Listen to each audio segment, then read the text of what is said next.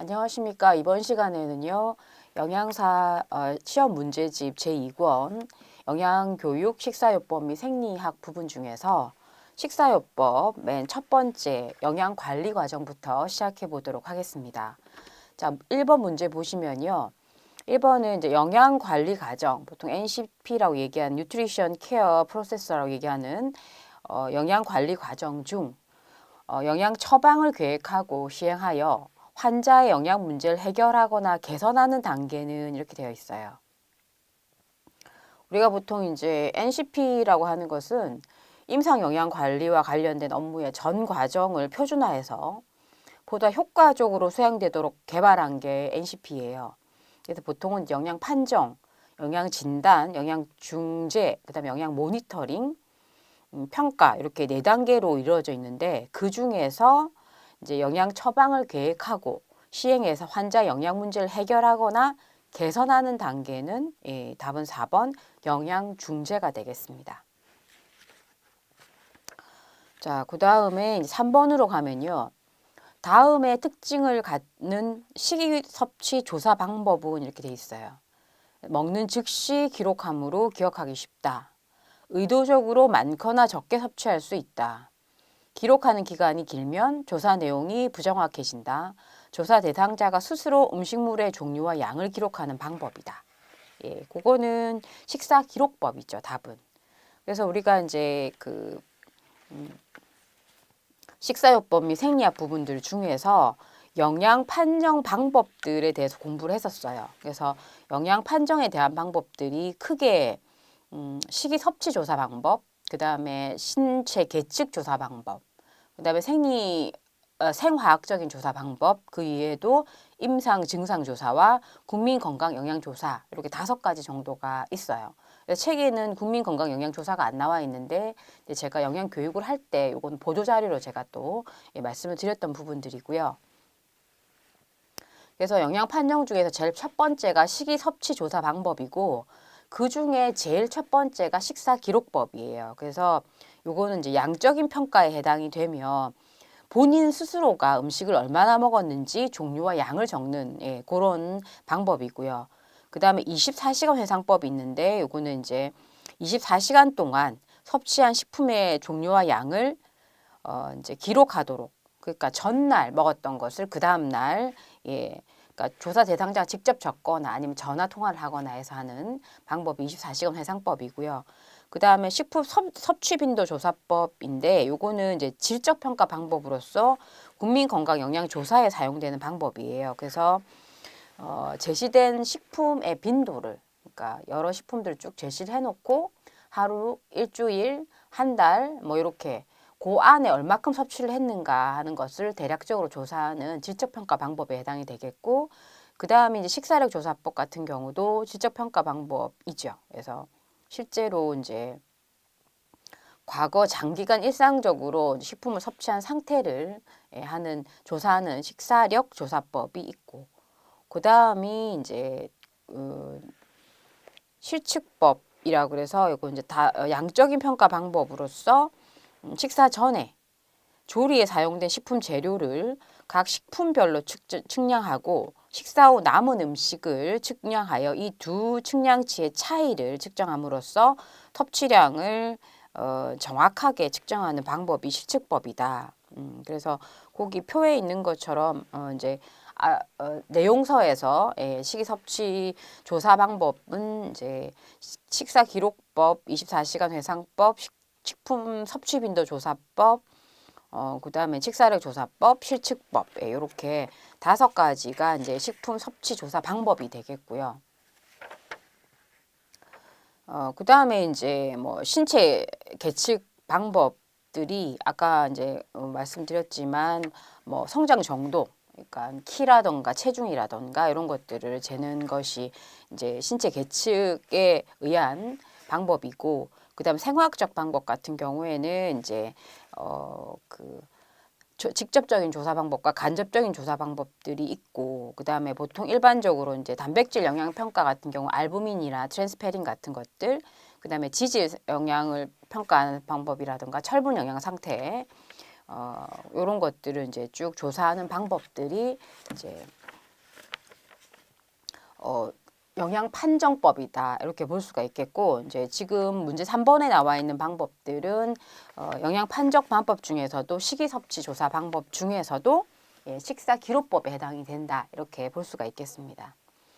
그 다음에 4번 보시면 식이섭취 조사 방법 중 회상법에 대한 설명으로 옳은 것은 회상법은 이제 24시간 회상법을 예, 말씀드리는 거예요. 그래서 답은 5번이에요. 이거는 이제 전날 먹었던 것을 5번에 나와 있는 것처럼 개인의 기억에 의존하므로 기억력 차이에 의해서 식이 섭취량이 달라질 수가 있다.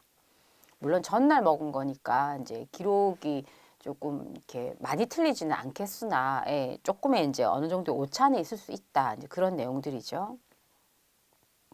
그 다음에 이제 5번 보시면 식품 섭취 빈도법에 관한 설명으로 옳은 것은 이렇게 돼 있어요. 그래서 1번은 양쪽으로 정확한 섭취량을 파악한다.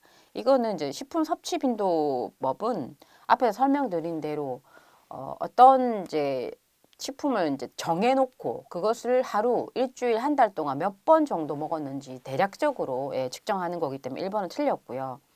2번은 조사에 소요된 인력이나 비용이 많이 든다. 이것도 틀렸고 3번 일정 기간 동안 식품의 섭취 횟수를 조사한다. 예, 맞습니다. 그래서 제시된 식품을 일정 기간 동안에 몇 번 정도 섭취를 했는가 예, 그걸 조사하는 거죠. 그래서 5번의 답은 3번이 되겠습니다. 자, 그 다음에 9번으로 가시면 개인 식사 조사의 양적 평가 방법은 그러니까 식사 조사, 그러니까 식이 섭취 조사라고 이제 할 수 있겠죠. 이 식이 섭취 조사 중에서 이제 양적 평가 방법만 따로 고르는 거예요. 그러니까 식이 섭취 조사 방법이 앞에서 말씀드린 대로 식사 기록법, 24시간 회상법, 섭취 빈도 조사법, 식사력 조사법, 실측법 이렇게 이제 있는데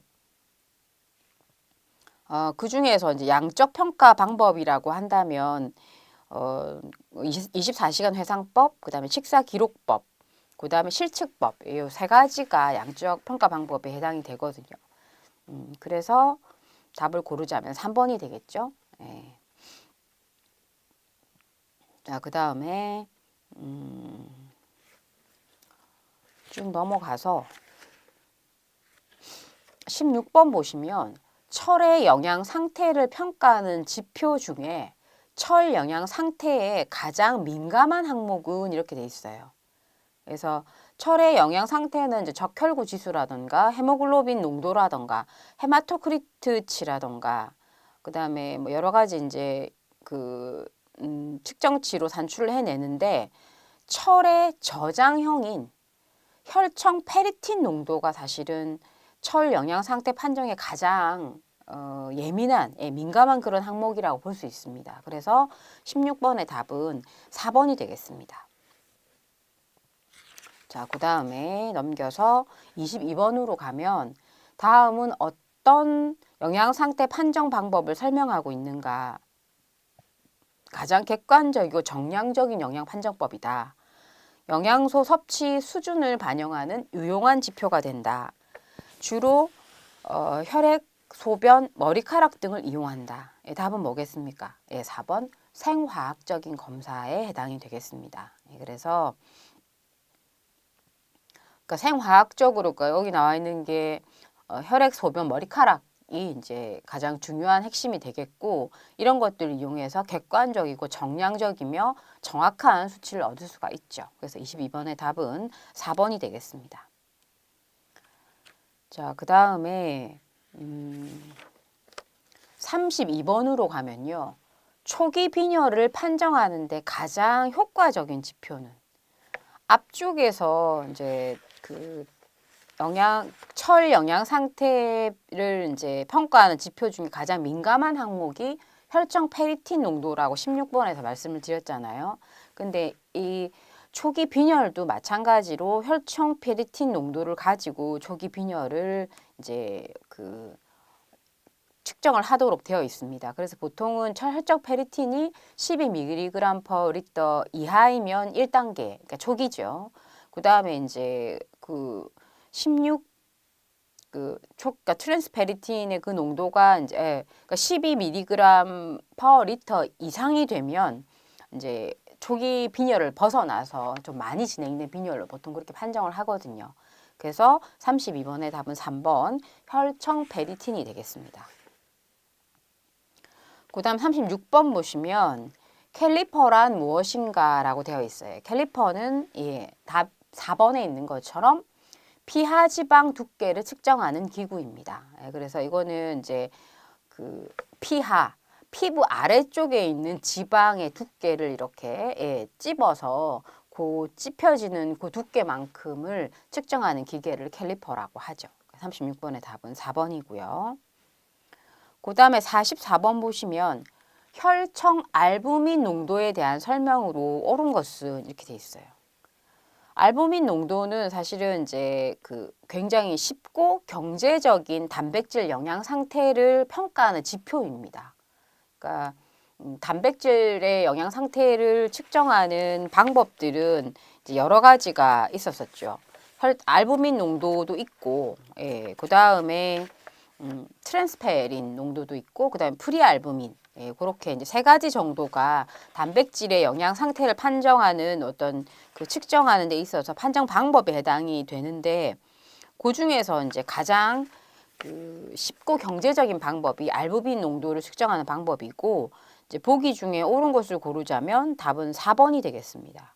그래서 4번은 신장 기능 이상으로 배설되면 알부민 농도는 감소한다. 이렇게 되어 있는데, 그러니까 신장에 문제가 있는 경우에 보통 이제 단백질의 영양 부족이라던가 알부민치가 떨어지는 이유들이 또는 간 질환이 있다던가 또는 급성 대사적 스트레스, 그러니까 수술이나 감염 같은 것들이 있는 경우 또는 악성 빈혈 같은 것들이 있는 경우에 알부민 수치가 굉장히 많이 떨어져 있고 그러면 이제 단백질이 부족하다 이렇게 볼 수가 있고 그 이외에도 이제 신증후군, 신장에 문제가 있거나 화상, 피부 궤양 이런 것이 있을 때도 알부민 손실이 증가하는 것으로 그렇게 알려져 있습니다. 그래서 보면은 이제 보기 중에서 맞는 것을 고르면 답은 이제 4번이 되겠습니다. 자, 그 다음에 이제 챕터 2 병원식과 영양 지원으로 갑니다. 그 부분 중에서 이제 6번을 보시면 다음 중 저잔사식에 줄 수 있는 음식은 저잔사식이라고 하는 것은 섬유소나 우유를 제한하는 식사를 저잔사식이라고 합니다. 그래서 보통은 이제 섬유소가 많은 그런 이제 채소류들이라던가 조리하지 않은 그런 과일이라던가 채소, 통조림, 그 다음에 견과류, 종실류 이런 것들을 다 피하는 것이 저잔사식이고 그런 보기 중에서 보리밥, 콩자반, 아몬드, 옥수수빵, 오렌지 주스 이 중에서 이제 저잔사식 때 줄 수 있는 음식을 고르자면 5번 오렌지 주스가 되겠죠. 그래서 과일이나 채소 주스는 저잔사식에 사용할 수 있습니다. 그러니까 갈았기 때문에 섬유소가 이제 많이 사라진 상태이죠. 그래서 6번의 답은 5번이 되겠습니다. 그 다음에 이제 11번 가시면 한국인 19세에서 29세 성인 남녀의 일일 영양 섭취 기준으로 이제 연결이 맞는 것을 고르는 거예요. 그래서 보기 1번에 여자 철 권장 섭취량은 10mg이 아니고 14mg이고요. 보기 2번에 여자 칼슘 권장 섭취량은 800mg이 아니고 700mg입니다. 그다음 3번 여자 바이타민 C 권장 섭취량은 100mg이 맞고요. 그래서 답은 3번이고 보기 4번에 있는 남자 단백질 권장 섭취량은 60g이 아니고 55g. 보기 5번에 있는 남자 에너지 필요 충전량은 2100은 여자죠. 남자는 2600kcal입니다. 그래서 맞게 연결된 것을 고르자면 3번이 되겠습니다. 자, 그 다음에 14번으로 가면요. 식품과 식품 교환군의 연결로 옳은 것은 이렇게 돼 있어요. 그래서 토라는 채소군에 들어가지 않고 곡류군에 들어갑니다. 그 다음에 2번에 있는 마카로니는 이제 곡류군이 맞고요. 3번에 있는 굴은 저지방 어육류군이고 4번에 있는 병어도 저지방 어육류군이고 5번에 있는 두부는 중지방 어육류군입니다. 그래서 지금 연결이 옳게 된 것은 2번이 되겠습니다. 자, 그 다음에 24번으로 가면요. 다음 중 저지방 어육류군에 해당하는 것은 이렇게 돼 있어요. 아까 저지방 어육류군이 이제 병어, 그 다음에 굴 이런 것들이 저지방 어육류군에 해당이 됐고, 거기 이제 보기에 있는 것처럼 햄, 쇠간, 검은콩, 순두부, 비엔나 소시지. 예, 그래서 지금 이제 답은 2번이고요. 햄이나 순두부라던가 검은콩은 중지방 어육류군이고 비엔나 소세지는 고지방 어육류군에 들어갑니다. 그래서 저지방 어육류군은 2번 쇠간이 되겠습니다. 그 다음 27번 보시면 수술 후 처음으로 구강을 통해 음식을 섭취할 때 적합한 맑은 유동식 식품은 이렇게 돼 있어요. 그래서 보통 맑은 유동식 같은 경우에는 이제 수술하고 나면 이제 가스가 나와야 되기 때문에 가스하고 가래가 나오도록 하면서 이제 주로 수분을 공급하는 그런 목적으로 이제 제공되는 것이 맑은 유동식이고 보통 이제 끓여서 식힌 물이라던가 보리차, 맑은 사과 주스, 연한 홍차 뭐 그런 것들이 해당이 됩니다. 그래서 보기 중에 고르자면 답은 5번 맑은 사과 주스가 되겠습니다. 자, 그 다음에 32번으로 가면요. 일반 전 유동식에서 줄 수 있는 식단은 이렇게 돼 있어요. 그래서 일반 유동식 같은 경우 뭐 전 유동식이라고도 하고 일반 유동식이라고도 하고 보통 일반 유동식은 상온에서 액체 또는 반액체인 그런 식품들이에요. 그래서 고형식을 씹어서 삼키기 어려운 환자들한테 중정도의 소화기 염증 또는 급성 환자들한테 주는 그런 음식으로서 대표적인 것이 습이 해당이 돼요. 그래서 답은 2번 크림습하고 우유. 네, 그게 답이 되겠습니다. 39번의 답은 2번. 그 다음에 34번으로 가면 연식. 보통 우리가 이제 연식하면 죽을 떠올리게 되죠. 그래서 일단은 이제 그 반고형식의 형태로 주식을 제공하는 것으로서 이제 견과류, 건조 과일, 고춧가루 뭐 이런 것들은 이제 빼고 예, 보통은 이제 하는 것으로서 보기 중에 보시면 이제 죽이 들어간 게 4번이에요. 흰죽, 그다음 흰살 생선, 반숙 달걀, 식혜 이런 것들이 연식에 해당이 되죠. 그래서 34번의 답은 4번이 되겠습니다. 그 다음에 36번 같은 경우에 2010년도에 기출이 됐던 문제인데요. 극심한 식욕 부진이나 수술 전후 영양 보충이 필요할 때의 공급 방법은? 예, 답은 1번 경관 영양입니다. 예, 그래서 보통 이제 경관 영양 또는 뭐 그러니까 경관 급식 또는 경관 영양 뭐 이렇게 얘기를 하는데 이제 요거는 그 혼수 상태의 환자나 그다음에 소화관의 이제 어떤 통과가 어려운 그런 그 혼수 상태 환자라든가 이런 부분 이런 환자들한테 주로 공급하는 방법들이죠. 그다음에 수술 전후 그렇게 해서 36번의 답은 1번이 되겠습니다. 그래서 경관급식이나 경관영양에 대한 부분들이 굉장히 자주 출제가 된다. 이렇게 보시면 되겠고 그다음에 40번 보시면 경관급식에서 설사를 유발하는 원인은 이것도 2010년도에 기출됐었는데요. 답은 2번입니다. 그래서 당 말고도 지방, 그 다음에 오염균 등에 의해서 경관급식 시에 설사가 유발이 될 수가 있습니다. 그래서 40번의 답은 2번이 되겠습니다. 그 다음에 이제 46번으로 가면요. MCT 오일에 대한 설명으로 옳은 것은 이렇게 써요. 중지방에 그러니까 중세지방 그러니까 탄지방산이 그 탄소 사슬로 쭉 연결이 되어 있는데 그 탄소 수가 8개에서 10개 사이 정도의 탄소를 연쇄상으로 갖고 있는 것을 보통 중세지방산이라고 하고 그것을 약해서 MCT라고 얘기를 하죠. 그래서 이 중세지방산으로 이루어진 기름을 MCT 오일이라고 얘기를 합니다. 이거는 이제 소화나 흡수를 위해서 담즙의 도움이 없이 바로 문맥으로 흡수가 되고요. 그 다음에 이제 문제는 너무 많이 섭취했을 때 설사를 일으킬 수는 있으나 어쨌든 담즙의 도움 없이 빨리빨리 흡수가 될 수 있는 지방의 형태다. 이렇게 볼 수 있습니다.